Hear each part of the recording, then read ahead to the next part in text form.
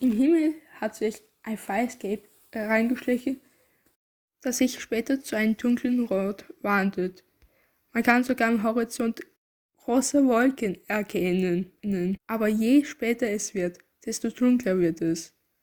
Und man weiß, bald wird die Nacht hereinbrechen.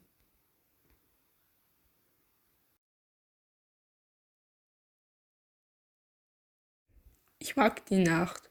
Es wirkt sehr beruhigend auf mich.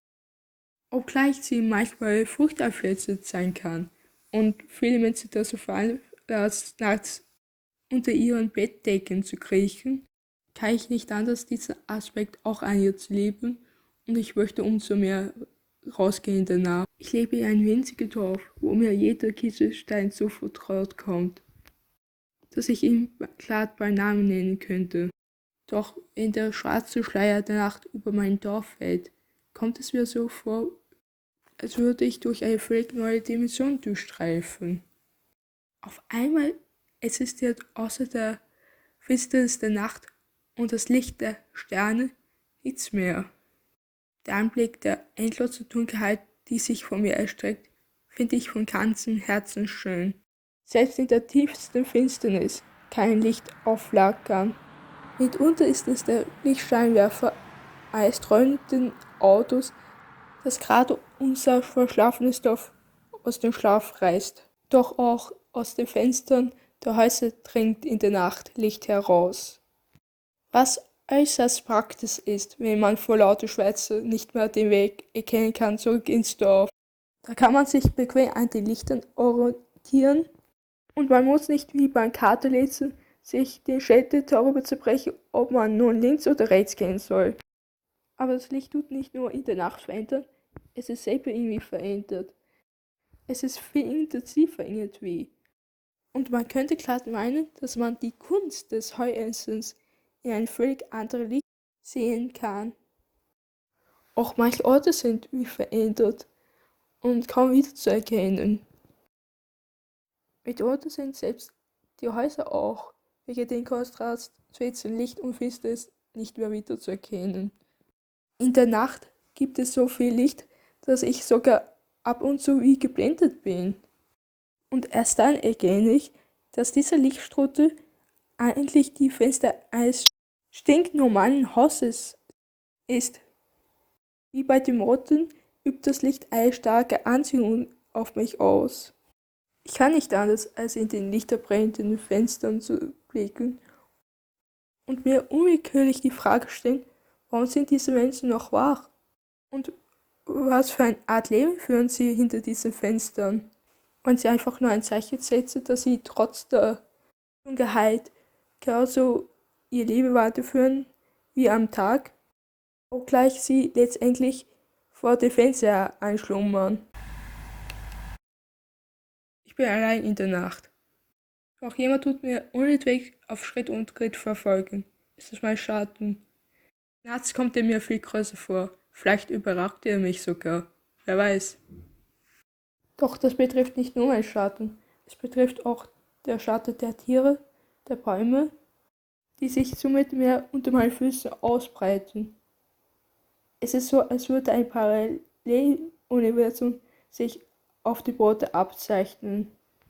Manchmal wünsche ich mir, dass ich auch ein Teil sein kann von diesem Paralleluniversum. Doch das kann nur mein Schatten. Ich mag die Nacht. Sie ist sehr facettenreich. Sie ist ruhig und verträumt, aber auch gleichzeitig kalt und furchteinflößend. Es gibt viele Menschen, die sich unter ihre Bettdecke verkriechen, wenn die Dunkelheit einbricht. Aber mich zieht es nachts raus.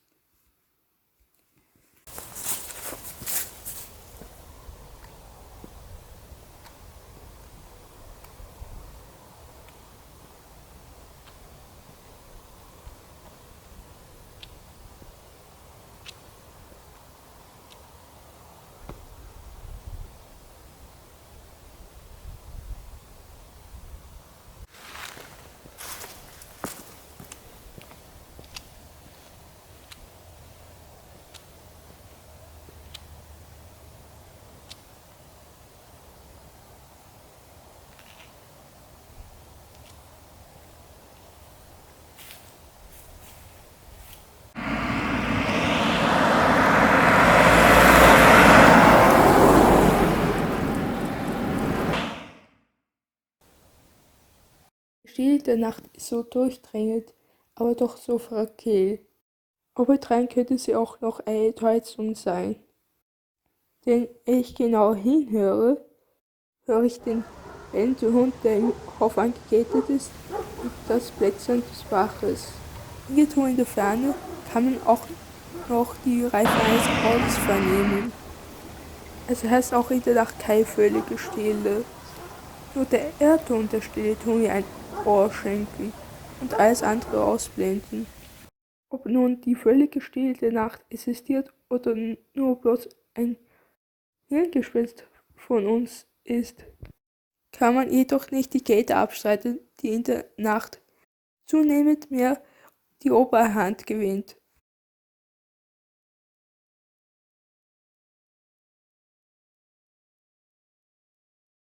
Seit ich klein bin, mochte ich es, den Sternenhimmel zu betrachten.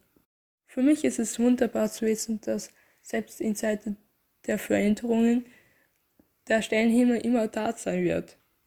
Er wird noch in 10 Jahren, in 70 Jahren und in 10.000 Jahren noch da sein. Und das ist gut so. Denn ich glaube, es ist ein tröstender Gedanke, dass wenigstens etwas immer da sein wird und uns begleitet. Egal was kommt.